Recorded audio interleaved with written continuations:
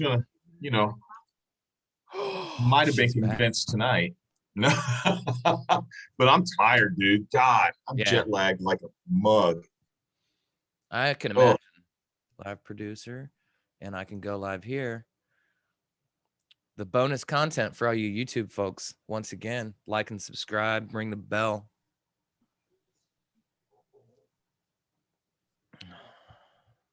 so that I have more bandwidth. There you go. Oh, I'm supposed to be checking. Oh, yeah, there we are. All right, we're Hey, live. yes, we Live, are. We are. live after a little over a week's hiatus, folks. We are back to murder your ears, What up? hopefully not your eyes, and hopefully just have some fun having a chat. Our buddy Evan got a nice little Woo. vacay. Yes, yes, I did. Oh man, I was sitting in a cabin by the river and just soaking in all of the goodness that was there, brother. So it was good. Nice. It was fun. But now back at it. Let's do this. Back at it. While you were in a cabin, did you happen to catch any of the phenomenal footy games that have been going on at the Euro? Yes and no. Um, Man, I was so sad because Tuesday and Wednesday I wanted to watch, but I was like literally traveling Yeah. during both matches, man. I was traveling and I was so upset. But I did get to see the highlights of it. So Harry Kane, brother. Harry Kane. He has come through, and a lot of people were really starting to give him a hard time, and saying he hadn't been performing well. He's really come on. And, I think you can see it on most of these players at this point. These guys are tired. I mean, these guys are worn out. Yeah. We've seen these people be pushed to their limits. I mean, just the way the last season ended, basically no real off season, no real preseason, cramming all these games in, and then playing this tournament. Mhm. I'm amazed at some of the quality we've gotten to see, some of the craziness that has Yeah. gone on. Honestly, this tournament has truly exceeded my expectations. I mean, there's just been some really Mhm. high quality games, but also some just entertaining games. And Nice. and It because isn't. I'm essentially a neutral, no matter what, kind of Yeah. watch games from a different perspective of fandom, and it's just really been great. And the Copa has too. Isn't the Champions League getting ready to start back up again, isn't it? The Champions League has actually already begun. See, I've been out of it, The man. minnows, Been out. from places like Andorra or Liechtenstein. They have to play the very, very early matches, and I think those are just home and home play-ins. But yeah, Okay. I'm not exactly sure, but I do think we have some games coming up here pretty soon. The league starts in just over a month. It starts on my Which birthday. IO? Right there. The league starts on my birthday. Yes. Oh, on your birthday. Yeah, so I Wow. think I know what I'm doing on my birthday. Okay. Well, I will be there celebrating with you, my friend, if I can. So there you go. Guys, listen, we got a lot of stuff to talk about tonight, and we might as well just stick there with soccer. We are at the final match, man, and what an incredible accomplishment England has made. I know that England has always been the bride's groom, never the bride, and has constantly been the team to kind of overpromise and under deliver. But see, Io, there you go.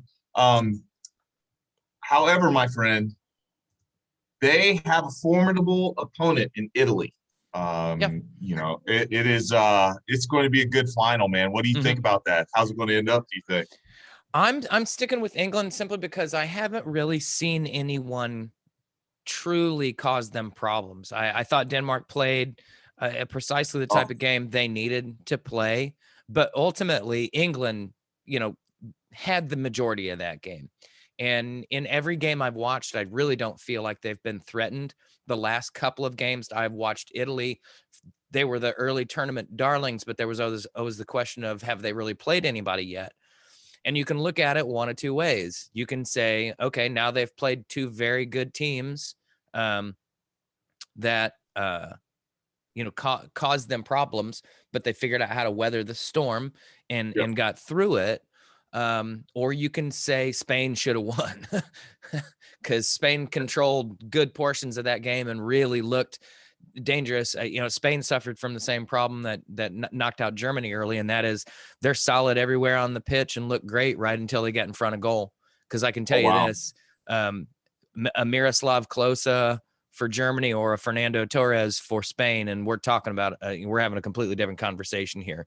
So I think I still think England are going to be the dominating team. I think they're going to have a good amount of possession. What I've seen from Italy that would be the problem is they've had a couple games in a row now where Insigne and Immobile. I think Immobile have wriggled free and just launched absolute rockets into the goal. And we saw little stubby arms trying to save that free kick the other day. So even though he's got the golden glove so far, I would be worried about his ability to cover goal while Insigne is throwing darts to the upper 90. So that's the one thing I'd worry about. Normally I'd be worried about Italy on set pieces, but England, they seem to be doing okay on those. So let me say this. I'm going to preface this. I would love to see England win. Mainly because, Mason Mount, I want to see, I want to see the guys win.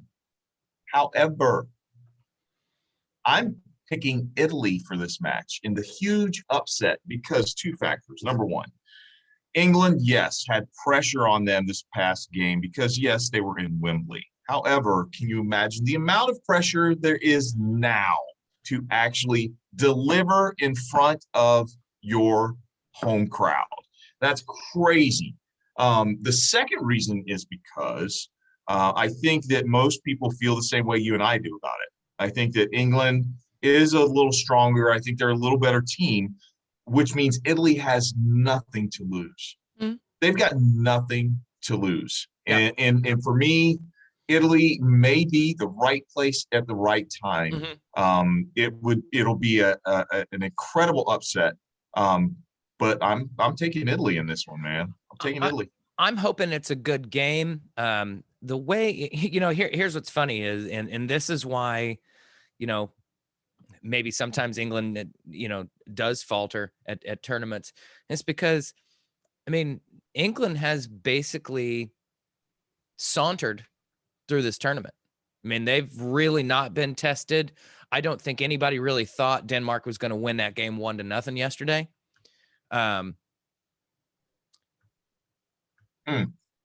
But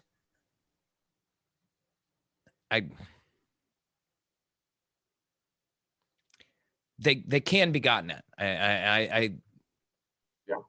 I hope we see a good open attacking game is mainly, but I remember what I was going to say. England have played well enough to win in every game they've played, and now they're playing in a final, and now everybody says they're boring. Like, come on now, you can't win for trying here. Like, I wouldn't say they're boring. I'm not going to say they're boring. I wouldn't say so either. But there's, this is the English press for you, and the English fan, and it's just really bizarre to me. But whatever. I have a feeling. This is just my feeling, man, and we can move on to other stuff. But there are two guys that England's victory hinges on: Harry Maguire and Luke Shaw. Mm-hmm. If those guys play well, I think England wins going away. I think Io's got a good point here about midfield. I think that's going to be a huge difference. And something I noticed in yesterday's game was Denmark figured out how to sort of render England's midfield moot. Like Calvin Phillips, I thought played well. But you didn't hear much from him. He didn't really have much influence on the game. And I'm not sure Declan Rice was really on the field. And it kind of reminded me of a Manchester United problem why are you playing 2 holding midfielders when that's not how the other team is trying to beat you? Add one more person into what is already a dominating attack and just go score goals, just outscore the other team. If they start Declan Rice and Calvin Phillips on Sunday, I think Italy is smart enough to not try to do that. They've found really good space on the field, and you hit something on the head with Luke Shaw. He's ability to get forward causes such problems for the other team, but Italy have been running guys down the wings and really getting into space. So it's gonna be a bit of a chess match when it comes to that right there. Yeah, man. No. I totally agree with you there. I think that I think, like you said, I think it'll be a great match. Mm-hmm. I do believe that Italy has more. I think they've got more in the tank. I mean, I think of all the teams, they looked tired. I don't know. I have a feeling. I got a feeling, dude. I just got a feeling. I don't know. Anyway. We've been very Eurocentric here, but there is another final on the same day on Sunday. And it is the perennial powerhouses, what people were hoping for, what people probably expected. Brazil versus Argentina, man. I mean, we've got Neymar versus Messi. Brazil home crowd. So yeah, and honestly, from what I've seen, I don't see how Brazil loses unless they just kind of go to panic stations like they did against Germany in 2014. Messi can't do it himself. Well, no, he can't. Do it himself, man. And he's tried this tournament. He's played really amazing and has scored some great goals, but he's had more help this time around. So that's a good thing. But I still think probably Neymar and Brazil take this one. Dude, Brazil, they've got so many weapons, man. I mean, it's kind of like they've got Fred. I mean, you got Fred in your midfield. Well, there you go. No, they just got so many weapons, man. They look like Brazil looked like what Belgium should have looked like if they were healthy. Yeah. I think Brazil, I think you're right on this one, man. Brazil they just got too much. They've got too much. And I think unless Messi gives a top 2 Messi performance, I don't see how they match up against Brazil. I just don't. I don't think it looks great.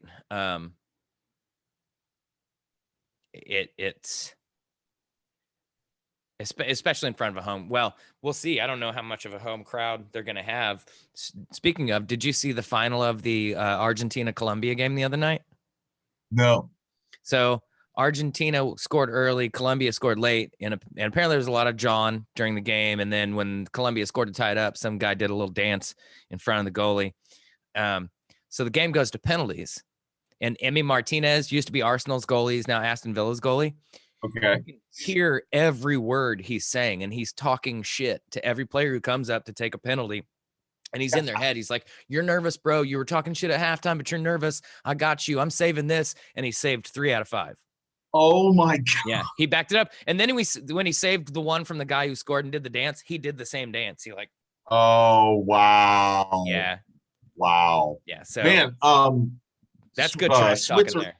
Yeah, there you go. No, not Switzerland. There's something I want to ask you real quick. Oh, yes. Do you dare start Marcus Rashford? Hell no. No. Honestly, why? I don't want. Marcus Rashford is clearly nowhere near 100% and shouldn't even have gone with England, and they should have taken Mason Greenwood instead. Could that be? I'm just throwing this out there. Could it be the fact that they just haven't? They've been really careful with him. I mean, you know what I'm saying? They've been really careful with him, but we really haven't seen him. I mean, we haven't seen him unleashed yet. And when he's been quote unquote unleashed, he looks like tepid Marcus Rashford. I appreciate the rah-rah aspect of that, but honestly, I would have left him at home and taken Mason Greenwood, because Rashy's just clear. He's been carrying injuries. He's worn the fuck out. I mean, he looks tired. His change of pace isn't there. He's got no explosion. He can hit a ball. He can still hit a ball. So, he was probably out there for penalties if it went to that the other day. but Okay. I don't see any other reason to use him. He's an amazing penalty taker, so that's why he got brought on late. So But still like 70th, 75th minute, maybe yeah, I could that see it. early. Or I mean, I'd really let the pace of the game dictate it. Gareth kind of reminds me of Ole. He's a little slow to make his substitutions, but those guys are winning games, so I can't really say they're doing it wrong. Okay. All right, man. Let's move on then. Yeah. We were chatting about this before the show. The flooding in New York City is really crazy. I don't know if anybody has seen this, but I just saw it on Twitter. There's video of the subway is flooded and somehow trains are still running. I don't know. I mean, the third rail has to be underwater. I So was I going don't to know say, how this isn't that working.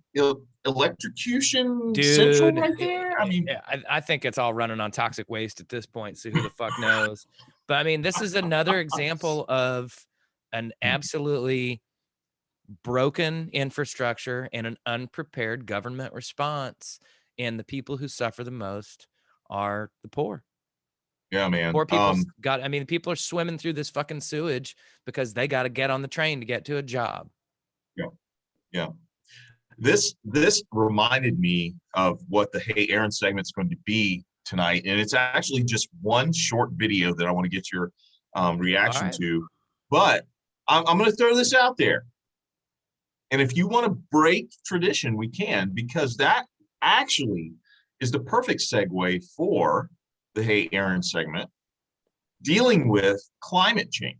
Now, a lot of people would say that the flooding that's happening, up and down the East Coast and the tropical storm that's going to be, I think it's going to turn into a hurricane, right?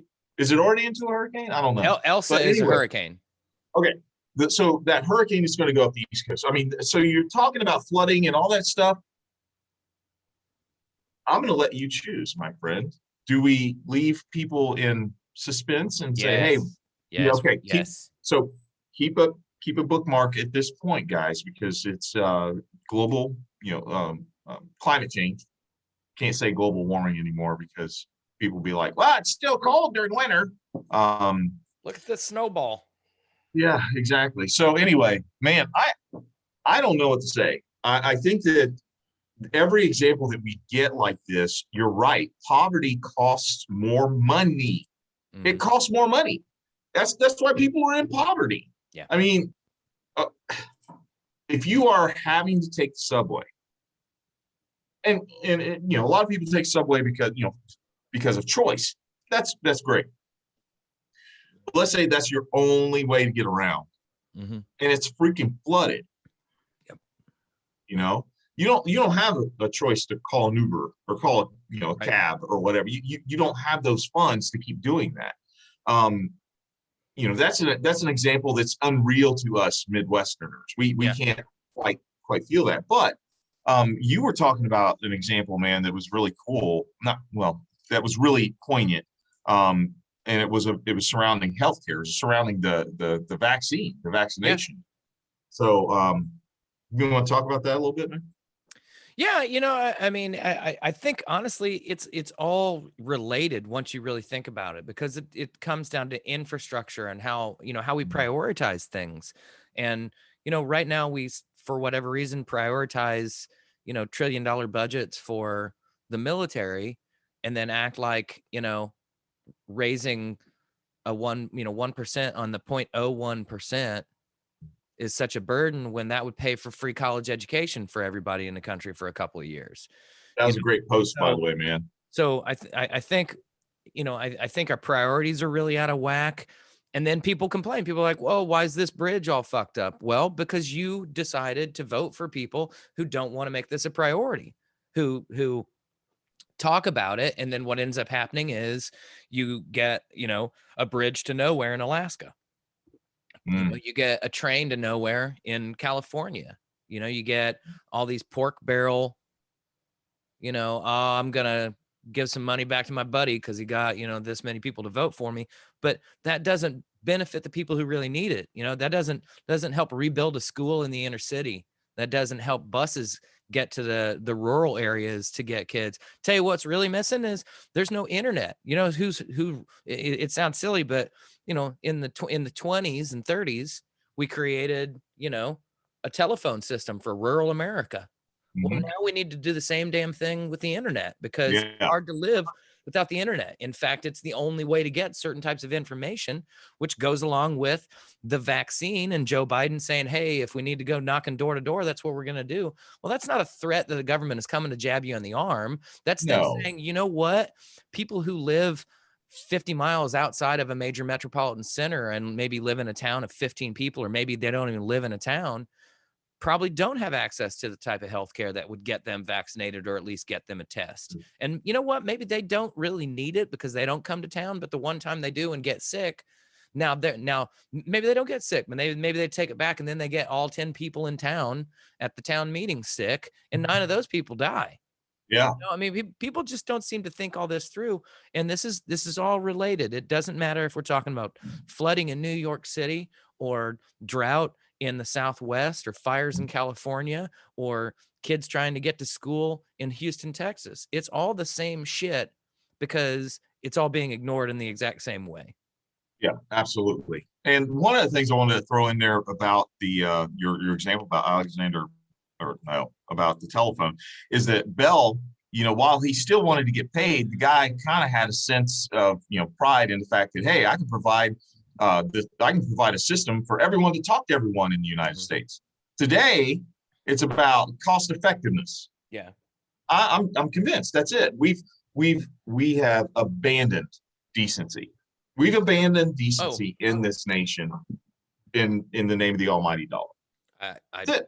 completely agree. And civility is just out the window. What people think and say of each other. And you know, I think that the truth is, one-on-one relationships are still, you know, the best. But man, the way we mass, you know, paint broad swaths of society, and you know, we're guilty of it here, Yeah. because you know, we're part of the zeitgeist. You know, we're a reflection of things, and I try to be better, but at the same time, it also makes sense to say a certain group of people are deplorable, because they are.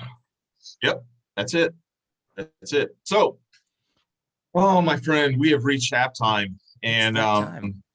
dude, I've got a transition for you that just hit me. I forgot about this. I've been thinking about something that I wanted to run by you. Mhm. Well, let's go to halftime first. All right. My halftime shot is going to be to a friend of the pod, Sarah, for my birthday. One of my birthday presents. Yeah. It's a hard shell koozie, and it's perfect. It, you know, put your beer right in there, keeps it nice and cold, and it says, you know, it's got the Reds on there, so can't go wrong with that. So Sarah, um, thank you, appreciate it. Yeah, what do you got, Aaron? I've got a big shout out to um, the staff at our favorite watering hole, because it is soccer tournament time, and those are some long days and some crazy shift changes, and Yeah. putting up with people closing their tab, opening their tab, closing their tab, opening their tab, because game goes to extra time and penalties. So big shout out to all the staff there, but especially Katie, Jojo, Ben, Dylan, Jay, Jake. Y'all killed it. Still killing it. And I'll be there early on Sunday. Yep. Save me a seat. I'll be there too. Slanchy. Slanchy.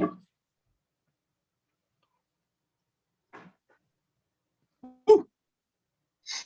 All right. Oh, so Oh, reparations. okay. Let's talk reparations, man. Yeah, I'm gonna do it to you.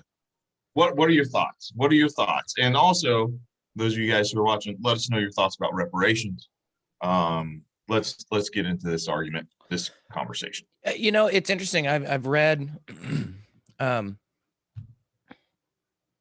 couple of articles on it recently. I don't know if it was, I think it was maybe coinciding with when I went to the Lincoln Museum and was just kind of doing some studying up on, you know, slavery, civil rights movement, things of that nature. And I'm not even really going to try to paraphrase it, because I can't remember it quite so clearly, but the main gist of it was one, one that basically they were countering certain arguments against reparations. And one of their big points was, people say, well, how do you, how are you going to trace yourself back to slavery? Well, it's not always about slavery. The Tulsa massacre occurred 2 generations ago. Mhm. There's grandkids of those people, great grandkids of those people living right now, and that was the biggest concentration of Black wealth in the country. Let's talk reparations. Let's talk about somebody who owned a business that maybe then was worth $50,000. That's probably, I don't know, I'm spitballing, $2 million in today's money. I don't know. I'm saying that argument really, really goes out the window. We know we can trace back to that group of people. We can trace back to people who, were, lynched, Mhm. in the late 1800s, early 1900s, even into the 60s. I mean, if you want to start somewhere, if you actually want to make a difference, like it, I don't know your family history, and I don't know if you personally wish to receive reparations, but the fairest way to go about this is, hey, people who are very obviously disenfranchised because of something that happened in American history by the US government, let's start there. And we got money for it. We got money for all sorts of bullshit projects. I'm pretty sure. And the other thing, I think the second point was that reparations don't necessarily mean you cut somebody a check. Mm-mm. Reparations can say, we're going to make it a point to provide low interest loans to Black business owners in communities for a decade. There's a moratorium on interest rates. There's going to be, specific housing taken care of in certain communities. You don't have to just say, oh, fuck it, we're writing a check to Joe because his last name is Washington. That does not have to be how this works. But the problem is the people who oppose these types of things can't really see 3 feet in front of their face. So they go with the most simplistic argument as the straw man and then make you defend that shit. Yeah. So it's good when people break this shit down. So I would say I'm for it, and I'm for it in a very measured and thought out way.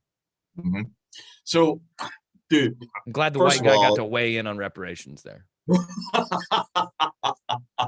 first of all, that's why you're my friend, man. That's why you're my guy. You're my brother, dude. I spent some time, believe it or not, and I don't know how this came up, but I spent some time thinking about reparations. And I'm with you, man. I'm just like, you don't, in my opinion, I I don't want money. I want wealth. Yeah. And in America, you have wealth in my opinion. You build and you store and you're able to pass along wealth It's via generational. generational wealth via real estate. Yeah. Okay. For me, it goes back to the whole promise of the 40 acres and a mule. Absolutely. That was made to every single Black person here in America. Mm-hmm. Okay. It goes back to that. And I think we've talked about this before. The low interest loan. Yes. That I think is wonderful. I did a math thing today, Aaron. I did a math thing I today. try to avoid that. I know. We spent $2 trillion on our last stimulus package. If we were to, because the average median house in, and I looked in Hamilton County, average median house is about $300,000. Mm-hmm. Okay. What would happen if we were able to provide those, people, those Black folks, me included, what would happen if we were to provide them with equity in a $300,000 house that essentially brought it down to 150,000? Right. You're helping to build generational wealth. Mm-hmm. you're putting opportunity in the hands of Black people that that proportionately is probably a drop in the bucket compared to the economic advances that could have happened in the Black community over the centuries that we've been in existence here in America. I think that would be an incredible way to be able to honor that, to be able to say, you know what, here, because you think about and just think in terms of a $300,000 home, right? Mm-hmm. It's a home where most people, and if you can't, there's something wrong with you. It's a home where most people are going to be able to look at and be like, damn, I'm damn proud of this place. Mm-hmm. And, this is something that I want to pass on to my kids. This is something that I want to hold on to. And even if you don't want to hold on to it, $150,000 mortgage at a good, interest rate is very, very manageable. Yeah. It's manageable. You can actually have a piece of that pie, quote unquote, that pie, and be able to honor the legacy of what happened in this country. That would be, for me, that would be a really good first step. And obviously there are things we got to think through and all that other stuff. I don't get paid to do that, but that was just a thought that came to mind, man. I don't know. What do you think about that? I got to get another beer. I completely agree, and I want to give some love to Io here for tuning in and contributing, because you're talking about how much redlining occurred as part of the New Deal that pretty much targeted exclusively people of color, much like the GI Bill, World War II. The GI Bill essentially helped buy houses for soldiers returning from war after World War II, which then created this, the baby boom and a cultural boom and an economic industrial boom, and created the white middle class. But Blacks were largely excluded from that. So guys, my grandfather, and dad, if you're watching, I believe this is true. My grandfather and grandmother Casey, they bought their own home. Grandpa served in the Navy, didn't get the GI, didn't get the GI Bill or anything like that. Wasn't able to capitalize on those type of things. So, man, go ahead. I'm sorry. Well, no. I mean, this is the kind of thing that when people say there's no racism in America, there's no systemic racism, like, you can point to this. It's literally documented, and it's continuing now. We have people right now who have served in the U.S. military in some capacity, but they're not U.S. citizens and they're getting deported. Now, unless they've committed some sort of felony that I don't know about, there's no excuse for that. Because I'm sorry, if you're willing to come to this country from probably somewhere that Donald Trump would call a shithole, and you decide you're willing to put on, you want to be here so much, you're going to put on the uniform and serve in the U.S. military, some even seeing combat, some seeing real, war action that I don't want to do. And we're going to deny them citizenship, not just deny them citizenship, but probably deny them the other benefits that go along with that, but still ask them to pay taxes, I'm sure, and then deport them when it comes time, because they're maybe struggling to find a job. This is some bullshit, but it's reflective of the fact that the U.S., we have never honored the high ideals that we wrote down in these documents. I mean, we literally put a fucking asterisk in the first one and wrote 3/5. How that isn't construed as the original racism of this country, I don't even know how to have a conversation with that person. And it's still in there, Aaron. It's still in there. Most developed countries go back every once in a while and they revise their constitutions. Germany does it. Austria does it. I'm working on version 3.0 of a master test plan on my project. I mean, it's like the intention was there, but it has to be, which is great. That was awesome. But it has to be translated into our modern day. And I don't know why we're so afraid of that. I don't know why we're so afraid. Well, I do, because the system has been designed to do exactly what it's doing. Mm-hmm. And it is marginalizing people. That's exactly what it's doing. For me, everything you said, first of all, everything you said is absolutely true. I think that we as a country need to get to the point where we come to terms and come to grips with what Io said. Reparations are debts owed. Debts that are owed. And everybody knows how a relationship changes whenever you're in debt to someone, right? Like, have you ever lent money to anybody in your family, Aaron? Like, it's like, oh man, things change. And those people feel different about you who are lending the money, and you feel different about lending the money to those people. That's exactly where we find ourselves today in America, is that we as, and I'm not, nope, I'm not going to stumble into that because I missed our monthly meeting. I, as a Black man, am very, very, it was hard for me to celebrate 4th of July. I'll just throw it out there. Mm-hmm. It was hard for me to celebrate because I'm like, as I'm watching this fireworks show,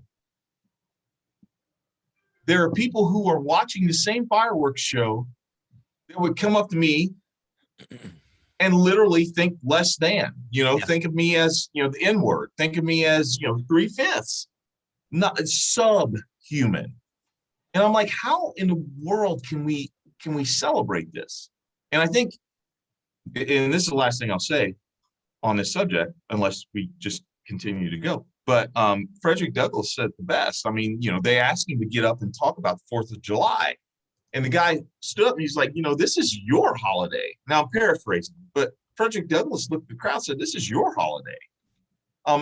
Why do you expect Negroes to celebrate a holiday when we're not even part of the equation? And you're right, it still goes on today, man. And it's just so it's disheartening, but it's also encouraging, because it's like, as long as we continue talking about it, I think the more that we can come closer to a solution, an overall solution. Just fucking acknowledge it, first of all. I think for Black people, the closest that we came to having the whole thing acknowledged was 1965. When old Big Dick himself was sitting down there, and he was, right, signing the bill, saying, okay, look, you're allowed to vote, and it's the civil rights bill, and Martin Luther King was looking over his shoulder, and that's the closest that we have come. And before that ink dried, man, before the ink dried, somebody shot and killed Martin Luther King Jr. So it really didn't change a whole lot. Right. I don't know. Well, yeah. I just want to say that Frederick Douglass is an example of somebody who's done an amazing job and is being recognized more and more.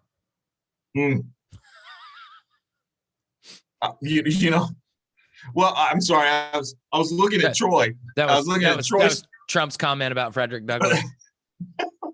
You about made me spit my beer, man. Don't do that. Dang Sorry.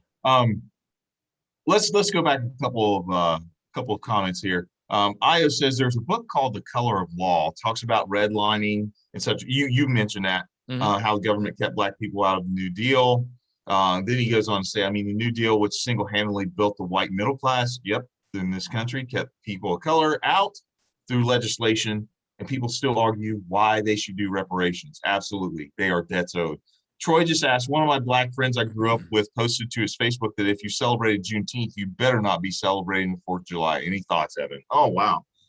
What? As a Black man or as any person? See, that's the thing. And Troy, I love you, man, and I know that, but I think this question's open for both of us, Aaron. I think that I think personally, it's interesting.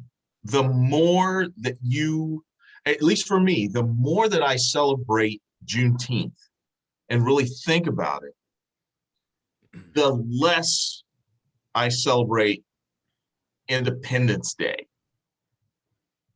And let me just say that, because I love fireworks. Everybody loves fireworks, right? And what's the day that we shoot off fireworks? I mean, when the Reds win, right? When the Reds win, or 4th of July, okay?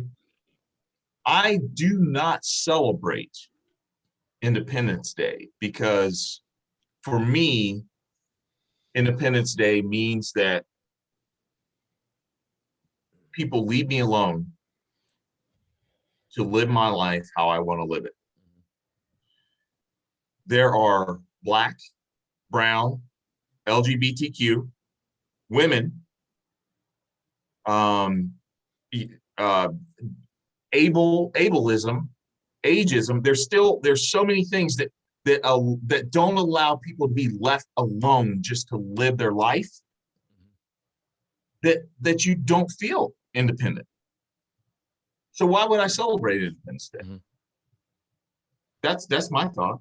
I mean, yeah, that's Well, no, and Troy. I know he was probably talking to other Black folk, yeah, but no, that's a good question. Aaron, what well, do you think, man? I in that context, I understand the point.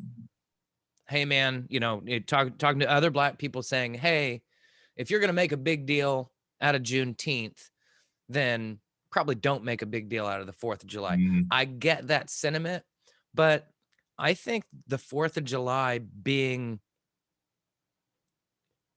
as big as it is, um, basically allows every person to decide what they're celebrating about mm, America on the 4th of July.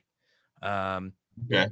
for some people, it is purely a patriotic thing, and it's about, you know, people who died in every war that, in their mind makes America the freest place on the planet.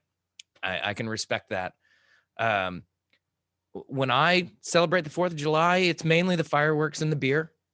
Um, but uh, something that I think is awesome about America is it does have a muddy past. It does have a muddy history. And I view it as an opportunity to reflect on what America could have done better, and the hope that we wrote down a hopeful statement. And this is an experiment, so we're still trying to figure it out, and it's an opportunity for us to maybe reflect on the last year and say, have we gotten any better as a country? Yeah. Maybe a skosh this way, a skosh that way. um that's what I think of, and I know that's not everybody, but that's what I think of when I'm celebrating it. So personally, uh, you know I know the question wasn't directed at me, but I think I can celebrate Juneteenth because, one, I think it's awesome that it's something to be recognized. I mean, I think it's really an important moment. Um, and by recognizing that, it reinforces things like the need for critical race theory. Hey, this country was Mhm, founded on systemic racism, and mhm, it it prospered for the first 150 years precisely because of slave labor, and precisely yeah. because of exploiting Native Americans, Yeah. precisely because of exploiting, Spanish Indians. Um, Mm, but we're a beacon of hope to the world. We are still viewed as the place you'd want to get to if you were somewhere bad. And if this is still better than somewhere else, that's a good thing. And if we can continue to make it better, if our voices lend any, value to a structure of progress, then that's the best of this country. That's the best we can hope for. And apparently I'm just an eternal optimist, but I don't know. No, man. I think that leads me into the last thing I want to say about my maths that I did today. $2 trillion, right? There are 36.1 million people. No, 6.1 million people in the United States that identify as Black. Okay. $2 trillion. If we were to take $2 trillion and build $150,000 homes, okay, 3-bedroom, 2-bath, nicely done. You can do that for $150,000. We could have built 13,333,000 homes. 2 trillion. And that was one stimulus package. Yeah. You're absolutely right, man. And this is what gives me hope, is that you are a bad motherfucker, because you like tell it like it is. And that's why I love you, man. But you're right. You're like, look, we've got the money. We have the money. We as America, there's a reason why we are one of the richest nations in the world. And that is because we have the capacity to have this amount of wealth. The problem is that we don't have the wherewithal to distribute that wealth. Not necessarily even to all of, not necessarily across the board, but to distribute that wealth in a way that pays for our crimes. Germany is still paying for their war crimes, but they're doing it with a smile on their face because they know how bad they fucked up. They know, they're like, you know what, look, this was an atrocity. This was horrible. And they did it. We don't even want to take that first step. Right. To doing it, man. And I think that's what hurts me the most. And that's why this 4th of July was very bittersweet for me. Because, Io said it. Yeah. I know you feel me on that, Io. I appreciate that. Because it hits different. Yeah. It's not the same. Like, it's not Will Smith climbing out of a F-15 and saving America. It's not that. It's different. Well, and different. This is where if a random person is watching and doesn't understand certain terms, this is an example of white privilege. I'm allowed to have the opinion I have because I don't have the weight of history on me in quite the same way. But my duty is to not just acknowledge that, but to take that next step and say, I want to do whatever it takes, whatever legislation, whatever bill, whatever we can do as a society to right that wrong. I wasn't impacted by it, and I am allowed to have an optimism that I can understand the offspring of former slaves would be feeling about this country, or the grandchildren of Tulsa, or Martin Luther King Jr.'s children, Malcolm X's children, Philando Castile, if he had any children, right? George Floyd, Eric if he had Garner's any children, I don't have that weight, so I'm allowed to perhaps indulge in an optimism, but that optimism is about something that I won't even say rights that wrong, but addresses that wrong. Nothing Germany ever does will right the wrong of Nazism and the Holocaust. But Germany's a damn progressive society in a really, really prosperous economy, and it has its issues. They've got a far right. They've got some racism, but that's a country wearing its ideology on its sleeve. And we could move there in a heartbeat, man. I'd experienced it. I know I'd experienced shit, but I'd move there in a heartbeat, man. I would. Well, I tell you what, to get ready for that, I know where you're going. Why don't you join us in 2024 for Euro in Germany, and we'll take a trip. We will be 51. We will rent a very fast car with no top on it and drive it along the Autobahn. I might have a person or two who, might ask me not to do that, but I'm. Oh, they're coming too. We're gonna have we're Oh, gonna party. We're gonna party in Germany. oh, significant others? I, And oh, it's my 50th birthday. That's my birthday present. oh, well, that's gotta happen. So That's gotta happen. we're having a party. Okay. I'm pretty sure we're gonna get a crew for this one. Okay. Clinton. We have our first official troll. Oh my God. What in the world just happened to the Evan and Aaron show?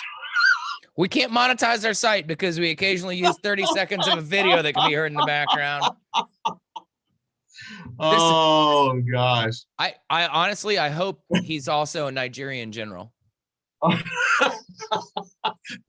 Oh my goodness. Well, that actually is a good transition. Also, I'm gonna feel really bad if this dude is poor and his children are starving. You know, well, you know, he jumped on and he jumped back off because we can see how many people. Yeah, we can see how many people. How do you have better analytics than I do? I mean, I can see how many people, man. That's really? My part of it. You're the lead of this show. What are you on that you can see that? I'm the Ed McMahon. Yeah, but I've literally got the live producer up. I can't see. You can't see it. No, I see like the number of people engaged. I don't see who it is.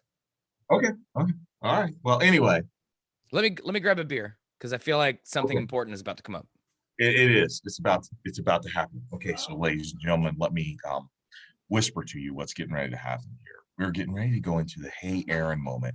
And literally the Hey Aaron moment is just one really short video clip. I want to see what Aaron says about this. So also, I want everybody to know how important this is because Aaron plays injured. Aaron's got a big messed up fatty ankle. Oh my gosh, man. Because some tool bag on Tuesday night decided that them being up by 6 goals in the last minute wasn't enough. Wow. In an over 30 league. But Evan, the beers were cold afterward. Hey, there you go. That's all that matters, my friend. And ladies and gentlemen, we are here at the Hey Aaron segment of our show tonight. And Aaron, this is probably going to be the fastest Hey Aaron segment of all time. Number one, because I am still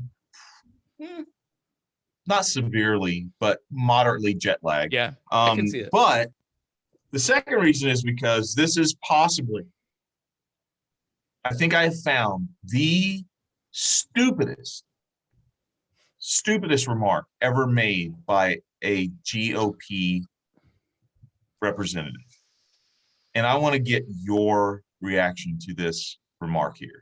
Okay. This is legit. I spent a lot of my work day making sure that this is legit. So I want you to watch this, and I want you guys to watch it too. And yeah, let's just experience this together. All right. Well, let me share my screen.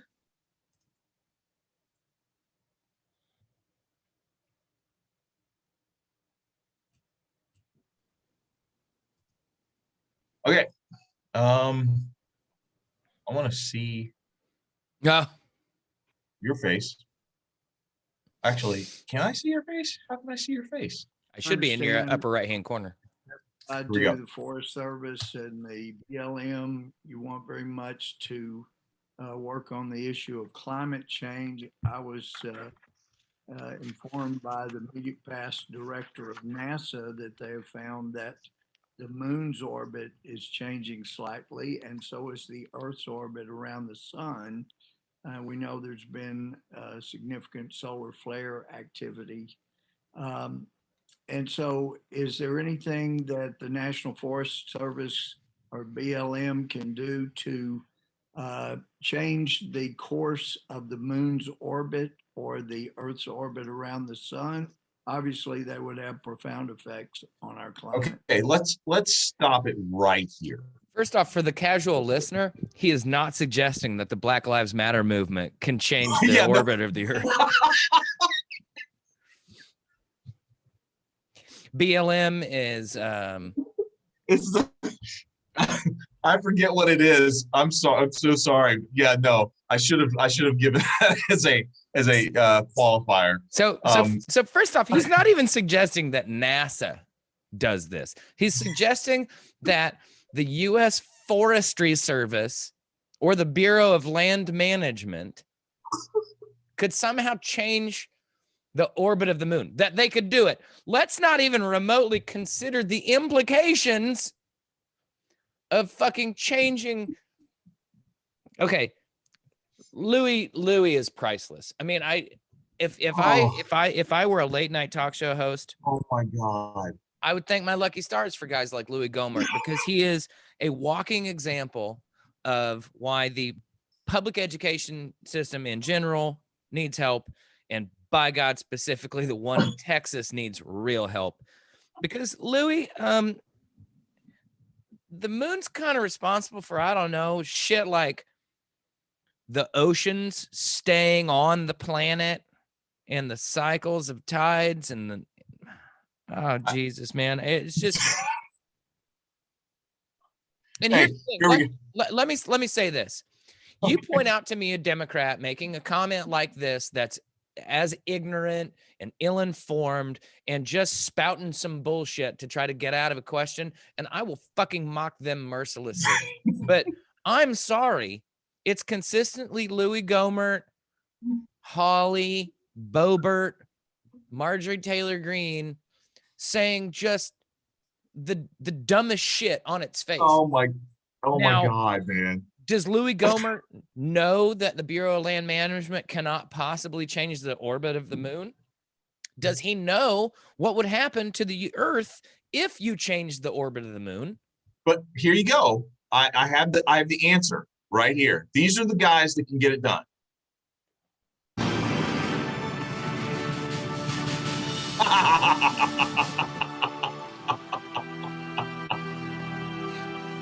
Right there, man. So your suggestion is that we're going to put a nuclear bomb on the moon? I think what we need is Superman to push the. Have you watched Frisky Dingo? Oh, okay. Everyone get on. You want to watch Frisky Dingo? I'm pretty sure you can. All right, ladies and gentlemen. It's nothing but 12-minute long episodes of a cartoon. It's maybe some of the most absurd humor ever, and it basically starts out with a villain who his plan is to cause, like total catastrophe of the United States. He builds a gigantic thruster, and his plan is to move the Earth so close to the sun that he destroys it. But he runs out of money for the project. So when he turns it on, it starts up and then basically stops, but it moved the Earth 2 feet. And that was enough to that stopped climate change. Yes, this cartoon is ridiculous. And it's thruster. It seriously, check out Frisky Dingo. It is funny as shit. There you go. Louis Gohmert, ladies and gentlemen. Also, your Texas Republican congressman, ladies and gentlemen. Well fucking done there. Ladies and gentlemen, thank you so much for being a part of our Hey Aaron segment. And also, thank you for watching us tonight and being part of our discussion. Guys, listen, I have missed you. I missed this. And Aaron, I missed you, man. I missed some great soccer with you this week, but I know we got some more, and we got, plenty of time to catch up on that. But brother, this is the second favorite part of the show for me, and that is the Aaron sending us out segment. Aaron, what's the good word for tonight, brother? Just wanted you to know, love you, man, and I'm glad to be back. Love you, Evan. Missed you. It was nice to have a little time off and gather thoughts, but I missed the interaction. I missed the interaction with the people. Especially love Io being on here. I know he can't get out. He's got what do you have, a full litter of children at this point now, man? Like, how many kids you got? But it was also good to see him out. I'm going to end with this. I'm in a good mood, so I'm feeling optimistic. And I have plenty of reason to feel otherwise, because there's a whole bunch of dumb bullshit going on. But honestly, it's all going to work out. So everybody keep your head up out there. And I tell you what, come join us on Sunday. Come up Yes. early to Chatham Tap Fishers if you can. We're gonna try our best to scope out some tables and all that shit. What time does it start? The game is at 3:00, but if you're not there by like noon, you're probably fucked. Yeah. So I'll be there when they open. Yeah. And then, Okay. well, the best part is the game's not till 3, and then the Copa's not till 8. So, and then the U.S. plays that night. The U.S. plays in the Gold Cup that night too. So Sunday's gonna be interesting, folks. So if you want to see Sunday, if you would like to see the Evan and Aaron shit show, episode 210. Io's only got 2. That's 2 more than I need, man. You won't be there on Sunday, but August 14th, awesome. That's my birthday. I'll be looking forward to that, everybody. So everybody keep your head up. I honestly, if you're not vaccinated, we should have a talk, but at a minimum, go get vaccinated.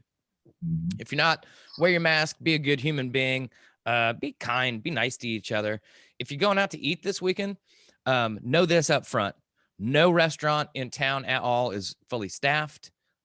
They're working bare bones and they're trying their asses off. And I tell you what, I've had multiple servers thank me for being a good customer, which tells me that there's some assholes out there who don't get it. So you know what? Be a good person. If you normally tip 10%, you're not a good person. If you normally tip 15, tip 20. If you normally tip 10, 20, tip 25, you get what I'm saying here. Look after these folks. They're trying their asses off for you, and they're only making like $2.35 an hour. So don't get all high and mighty about fucking people not coming back for their jobs and all that shit. Right. We can have that conversation some other night. I'm quite happy to. But look after your folks. Look after your own people. Squeeze your loved ones tight. Give them a kiss. Tell them you love them. And we really appreciate you guys tuning in. So thank you. And till next time, Black people vote. Black people vote. Glad to be back.